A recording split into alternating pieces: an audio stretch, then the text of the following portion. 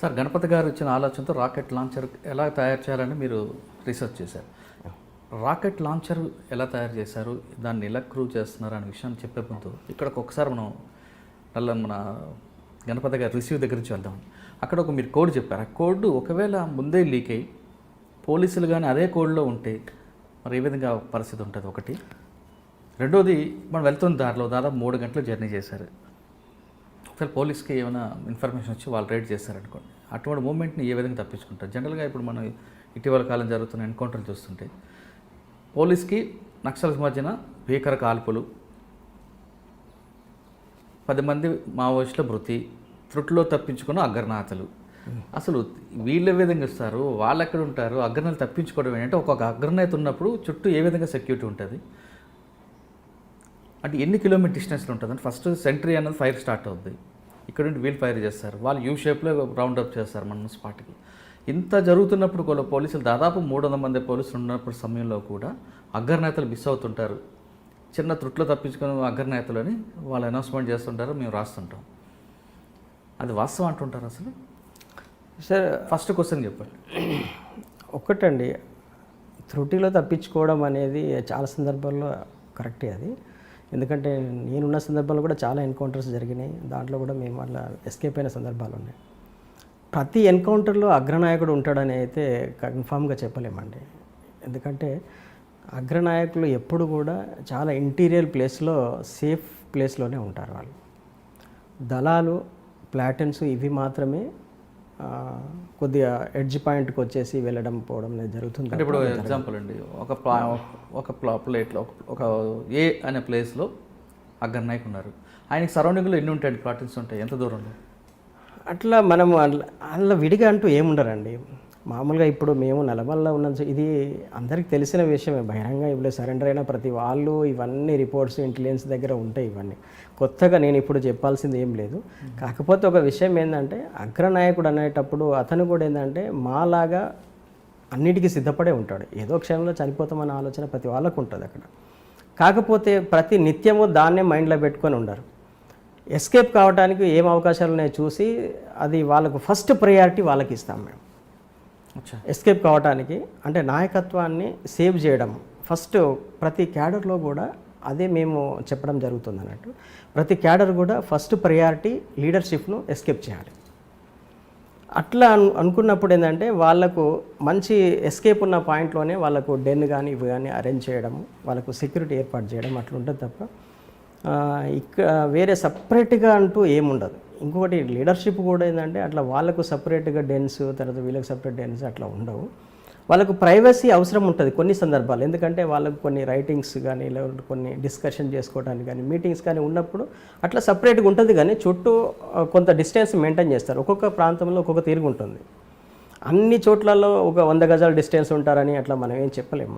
అంటే అక్కడ బాగోగుల పరిస్థితి ప్రకారం మారిపోతుంది చుట్టూ. సరే, ఇప్పుడు ఇంకొక క్వశ్చన్ మీకు అడిగానండి. ఒకవేళ మీరు అన్నట్లుగా గోడుకు పేపరు పట్టుకొని పోలీసులే కూర్చుని ఉంటే ముందుకి తెలిసి ఇన్ఫర్మేషన్ వచ్చి, మరి అది ఏ విధంగా మనం అయితే ఇక్కడ మీరు ఎస్కేప్ అవ్వడానికి? అక్కడ వాళ్ళు పట్టుకొని రారండి, ఫస్ట్ మేము పట్టుకునే ఉంటాము. మమ్మల్ని వాళ్ళు అబ్జర్వ్ చేసిన తర్వాతనే వాళ్ళు ఓకే అనుకుంటే హయ్యర్ లీడర్షిప్ ఎప్పుడు కూడా రోడ్ల మీద మాలకు పట్టుకొని తిరగరు అన్నట్టు. మామూలుగా వాళ్ళ కోసం వచ్చిన వాళ్ళే ఆడ నిలబడతారు. వీళ్ళు జస్ట్ అట్లా అబ్జర్వ్ చేసుకుంటూ వెళ్తారు. ఇతను మనోడే అనుకున్నప్పుడు వాళ్ళ కోడ్ తీసుకొని వచ్చి కలుస్తారు. అంతేగాని మేము అబ్జర్వ్ చేయడం ఉండదు. ఫస్ట్ అట్లా ఓపెన్గా రారు వాళ్ళు. మీరు గెటప్లో ఉన్నారు, అదే విషయం పోలీస్కి లీక్ అయ్యి వాళ్ళకి మీకు 1 కిలోమీటర్ దూరంలో మీకైనా ముందే వాళ్ళ మాట వేస్తే అది మనం మనవాడా కాదా అనేది వాళ్ళకి ఎలా తెలుస్తుంది? సరే, ఇక్కడ ఒకటి మేము నిరంతరము ప్రజల మధ్య ఉండేటోళ్ళం కాబట్టి పోలీస్ దళాలు ఎటువైపు తిరుగుతున్నాయి, వాళ్ళ మూమెంట్ ఎటు ఉంది, ఇవన్నీ చూసుకొనే మేము అపాయింట్మెంట్స్ ఫిక్స్ చేస్తాం. గుడ్డిగా ఏదో అన్ని చోట్ల చేయమని. ఈ ఏరియాలో పోలీసులు రారు అనుకున్నప్పుడు అక్కడ చేస్తారు. అట్లా ఉంటుంది. రెగ్యులర్గా మూమెంట్ ఉండే దగ్గర కాబట్టి మీకు అంతే. అసలు లేకపోతే ఇన్ని రోజులు అసలు ఎట్లా వాళ్ళు ఎస్కేప్లో ఉంటారు, కష్టం. అది పోలీసులు తిరిగే రూట్స్ ఎవ్రీ మినిట్ ఇన్ఫర్మేషన్ ఏదో రకంగా వస్తూనే ఉంటుంది. అసలు ఇప్పుడు ఇంత టెక్నాలజీ పెరిగింది, కానీ టెక్నాలజీ లేనప్పుడు అంటే ఈ ఫోన్స్, సెల్ ఫోన్స్ ఇవన్నీ లేనప్పుడు కూడా ప్రతి మూమెంట్ను కూడా ప్రజలు బాగా అబ్జర్వ్ చేస్తారు. ఈజీగా ఐడెంటిఫై చేస్తారు పోలీస్ ఎవరు, అన్నలు ఎవరు అనేది చాలా ఈజీగా ఐడెంటిఫై చేస్తారు అన్నట్టు. కాబట్టి పోలీస్ మూవ్మెంట్ ఉందంటే మాకు ఇన్ఫర్మేషన్ వస్తూనే ఉంటుంది. ఒకవేళ కనుక మేము వస్తున్న క్రమంలోనే మా రూట్ ఎక్స్పోజ్ అయితే మేము అది క్యాన్సలే చేసుకుంటాం, అక్కడి వరకు వెళ్ళాం. మేము బయలుదేరి ఇప్పుడు ఒకవేళ ఇట్లాంటి ముఖ్యమైన నాయకత్వం వస్తుంది అని అనుకున్నప్పుడు మేము ఎక్స్పోజ్ అయినామనే విషయం కొంచెం కూడా మాకు ఇన్ఫర్మేషన్ ఉన్నా కూడా ఆ రూట్ను మేము ఇక దాన్ని టచ్ కూడా చేయం. ఎందుకంటే వచ్చిన వాళ్ళు చూసుకొని వెళ్ళిపోతారు తప్ప అటువంటి చాలా సీరియస్గా ఆలోచించి చేస్తారు. కానీ ఇవాళ నాయకత్వం వాళ్ళు కూడా మావోయిస్టులు కూడా ఏంటంటే ప్రజల మధ్యనే ఉంటారు కాబట్టి ప్రజల్లో వాళ్ళు అటువంటి మెకానిజం అనేది ఉంటుంది, ఉండకుండా ఉండదు. సరే, ఇప్పుడు మీరు గణపతి గారు చెప్పినట్లుగా మీరు రాకెట్ లాంచర్ రూపకల్పనకి రంగం సిద్ధం చేశారు అంటే అక్కడే చేశారా? లేదు, నాకు గణపతి గారు టాస్క్ ఇచ్చిన తర్వాతనే దాని గురించి ఆలోచించడం అనేది జరిగిందంటే ఆయనే ఇన్స్పిరేషను. చాలా విషయాల్ని కూడా నాతోని షేర్ చేయడం జరిగింది. ఒకవేళ మేము అప్పుడు గణపతి గారిని చాలా గొప్ప నాయకుడిగా మేము ఆరాధించేవాళ్ళం. వాస్తవానికి ఏంటంటే ఆ రోజు మాకున్నటువంటి గొప్ప నాయకుడు అంటే ఆయనే కాబట్టి మేము అట్లా ఆరాధించి కూడా ఆయన ఉంటున్నారు కదా. అంటే ఇప్పుడు నాయకత్వం చేంజ్ అయింది. కానీ ఇప్పటికీ ఆయన పేరు అయితే చిరస్థాయిగా ఉండిపోయింది. ఒకసారి ఆయన కూడా చాలా అంటే ఒకటి మనం ఉద్యమంలో ఉన్నప్పుడు ఆ ఫీలింగ్ ఏముందో అనేది నేను మీకు చెప్తున్నాను. ఇప్పుడు ఏంటనేది కాదు కానీ ఆ రోజు మా అభిప్రాయం ఏందనేది మేము చెప్తాం. ఆ రోజు మేము నాయకుడు అంటే అంత గౌరవంగా చూసేవాళ్ళం. ఎప్పుడు కూడా నాయకత్వం గురించి మేము చెడుగా ఆలోచించడం కానీ అట్లా కానీ ఉండేది కాదు వాళ్ళను. ఎందుకంటే మాకంటే ముందు నుంచి వాళ్ళు సాక్రిఫై చేయడానికి వచ్చారు, అనేక కష్టాలు నష్టాలు పడ్డారు కాబట్టి ఆ గౌరవం మేము ఇచ్చేవాళ్ళం. అట్లా గణపతి గారు అంటే నాకు చాలా గౌరవం ఉండేది. ఆయన ఇచ్చినటువంటి టాస్క్ను నేను అది నా ముఖ్యమైన టాస్క్లలో దాన్ని నేను చేర్చుకున్నాను. అప్పుడు దాకా నేను ఏంటంటే AK-47 తయారు చేయాలనేది చాలా సీరియస్గా ఉండేది, నా కోరిక, బలమైన కోరిక ఉండేది. అసలు ఆటో వెపన్ తయారు చేయాలి అసలు, అదే నాకు కంపల్సరీ. నేను డెఫినెట్లీ పార్టీలో ఉంటుంటే దాన్ని ఏదో ఒకటి చేసేవాడినేమో కానీ ఆ కోరిక బలంగా ఉండేది. గణపతి గారు ఎప్పుడైతే వచ్చి ఆర్టిలరీ వెపన్స్ మనకు చాలా ఇంపార్టెంట్ అది, దాన్ని మీరు దాని మీద ఫోకస్ పెట్టండి అని చెప్పి ఆయన చెప్పిన తర్వాత నేను AK-47 లాంటి వెపన్స్ తయారు చేయడం ఆలోచన పక్కకు పెట్టేసి ఆర్టిలరీ వెపన్స్ మీద నా మైండ్ని ఫోకస్ చేయడం జరిగింది. అప్పుడు ఆర్టిలరీ వెపన్స్ ఏమున్నాయని చెప్పేసి నేను సెర్చ్ చేస్తున్న క్రమంలో చెన్నైకి నేను ఒక పని మీద వెళ్ళినప్పుడు ఈ ఆర్టిలరీ వెపన్స్ సంబంధించిన ఇన్ఫర్మేషన్ కోసము ప్రయత్నం చేద్దాం, ఏమైనా బుక్స్ ఏమైనా దొరుకుతాయేమని చెప్పేసి అట్లా సెర్చ్ చేయడం జరిగింది. ఒక బుక్ స్టాల్, చాలా పెద్ద బుక్ స్టాల్, అది పేరు కూడా నాకు సరిగ్గా గుర్తులేదు కానీ అక్కడ వెళ్ళేసి నేను సెర్చ్ చేస్తున్న క్రమంలో వెపన్స్కి సంబంధించి చాలా బుక్స్ దాంట్లో ఉన్నాయండి, చాలా బుక్స్ ఉన్నాయి దాంట్లో. అట్లా కొన్ని బుక్స్ను నేను అక్కడి నుంచి పర్చేజ్ చేసి దాదాపు ఒక 10,000 రూపాయల బుక్స్ను పర్చేజ్ చేసి తీసుకొచ్చాను. దాంట్లో రకరకాల వెపన్స్ అన్నట్టు, ఇమేజెస్తో పాటు చాలా రకాల వెపన్స్ బుక్స్ ఉన్నాయన్నట్టు. దాంట్లో మన ఇండియా ఆర్మీ యూజ్ చేసే వెపన్స్తో పాటు ప్రపంచంలో ఉండేటువంటి అంటే సామ్రాజ్యవాద దేశాలలో వాడుతున్నటువంటి వెపన్స్ సంబంధించి చాలా ఇన్ఫర్మేషన్ ఆ బుక్ స్టాల్లో ఉంది అన్నట్టు. అట్లా కొన్ని బుక్స్ను నేను అక్కడి నుంచి సేకరించి తీసుకొని రావడం జరిగింది. అది వచ్చిన తర్వాత ఏ దేశము ఆర్టిలరీ వెపన్స్ని ఎట్లా తయారు చేస్తుంది అసలు ఆ ఇమేజెస్ని చూసి నేను దాని గురించి ఎక్కువగా ఆలోచించడం అనేది జరిగింది. అట్లా రష్యాకు సంబంధించినటువంటి రాకెట్ లాంచర్ ఒకటి, తర్వాత బ్రిటన్కి సంబంధించిన రాకెట్ లాంచర్, ఇప్పుడు మన ఇండియన్ ఆర్మీ యూజ్ చేస్తున్నటువంటి రాకెట్ లాంచర్స్, ఈ రెండింటిని మేము కొద్దిగా బాగా నేను స్టడీ చేయడం జరిగింది. దాంట్లో ఆ బుక్స్లో ఏంటంటే ప్రతి పార్ట్ను కూడా వాళ్ళు ఇమేజెస్ వేశారు అన్నట్టు. అది వాళ్ళు ఎందుకోసం వేశారో తెలియదు కానీ దాంట్లో చాలా ఇన్ఫర్మేషన్ వాళ్ళు దాంట్లో ఇవ్వడం జరిగింది. అది బహుశా నేను పెద్దగా నేను చదువుకోకపోయినప్పటికీ కూడా నాకు ఆ ఇమేజెస్ చూసి నేను బాగా అట్రాక్ట్ అయ్యాను. అప్పుడు నాకు అనిపించింది ఈ టెక్నాలజీని డెవలప్ చేయాలంటే ఇప్పుడు నాకున్నటువంటి టెక్నికల్ జ్ఞానం అనేది సరిపోదు, నేను ఇంకా కొంచెం స్టడీ చేయాల్సిన అవసరం ఉంది దీని అని చెప్పేసి అప్పుడు నేను మళ్ళీ లీడర్షిప్ దగ్గర ఒక పర్మిషన్ తీసుకొని వెళ్ళి నేను మళ్ళీ కొద్దిగా చదువుకుంటాను, కొద్దిగా నాకు ఇన్ఫర్మేషన్ కావాలని చెప్పంటే సరే వాళ్ళ టాస్క్. నేను అప్పుడు గణపతి గారు కూడా ఇంకా లోపలనే ఉన్నారు. ఆయన ఫైనల్గా ఆయనకు కూడా నేను చెప్పాను, అన్నా నేను చెన్నైలో ఇట్లా చూశాను, నేను బుక్స్లో చాలా ఇన్ఫర్మేషన్ ఉంది, నేను ఆర్టిలరీ వెపన్ చేయాలంటే నేను కొంచెం స్టడీ చేయాల్సిన అవసరం ఉంది, నేను స్టడీ చేస్తే నేను మళ్ళీ చదువుకున్న తర్వాత నేను మళ్ళీ దాన్ని స్టార్ట్ చేస్తానంటే ఓకే. అప్పుడున్న స్టేట్ కమిటీ ఇప్పుడు అఖిరాజు హరగోపాల్ ఈయన ఉన్నాడు కదా, రాజు ఆర్కే గారు, ఆయనే ఓకే, సుధాకర్ రెడ్డి వీళ్ళందరూ కూడా ఓకే చెప్పారు. చెప్పేసి అప్పుడు నేను చెన్నైకి వెళ్ళేసి ఒక 6 months నేను చెన్నైలోనే ఉన్నాను. ఉండేసి అప్పుడు ఒక ఇన్స్టిట్యూట్లో జాయిన్ అయ్యి అప్పుడు మళ్ళా ప్రో ఇంజనీరింగ్ అని ఒక కోర్స్ అన్నట్టు, టెక్నికల్ కోర్స్, దాన్ని కంప్లీట్ చేశాను నేను 6 మంత్లో. అసలు 1 ఇయర్ కోర్స్ అది, 6 మంత్లోనే దాన్ని నేను కంప్లీట్ చేశాను. అప్పుడు నాకు కంప్యూటర్ అంటే నాకు ఒక ఫ్యాషన్ అంటే అది నేర్చుకోవాలని, నేను చేయాలనేది. ఆ 6 మంత్లో ప్రో ఇంజనీరింగ్ అసలు వాళ్ళకి అప్పటికి నేను టెక్నికల్ సర్టిఫికేట్స్ ఇవన్నీ అడిగారు వాళ్ళు, నాకు అది దగ్గర ఏ సర్టిఫికేట్స్ లేవు.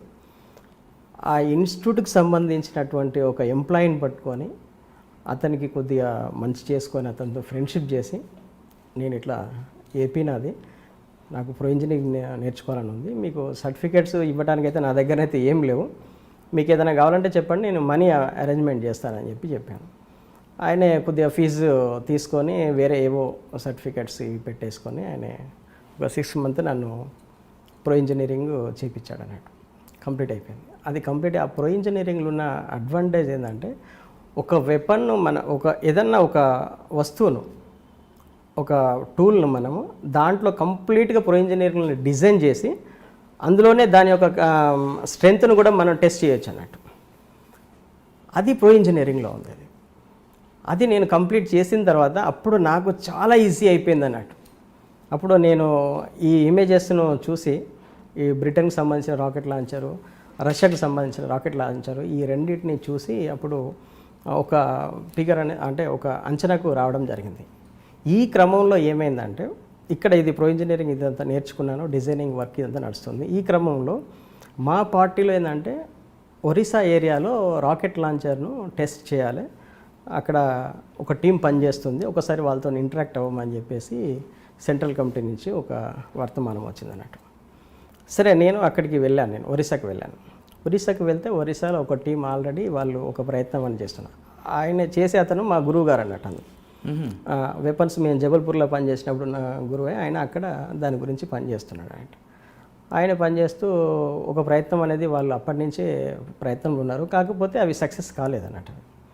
తర్వాత నేను ఆల్రెడీ దాని మీద అప్పటికే నేను కొంత వర్క్ చేసి ఉన్నాను కాబట్టి ఆడికి వెళ్ళేసి నాకున్నటువంటి నాలెడ్జ్ని అక్కడ కొద్దిగా ఇంప్లిమెంటేషన్ చేసి అక్కడ ఒక టెస్ట్ చేస్తే అది ఎక్సలెంట్గా ఫ్లయింగ్ అయితే చేయగలిగాం. అది అందులో ప్రొపెలెంట్ ఇవన్నీ నింపేసి.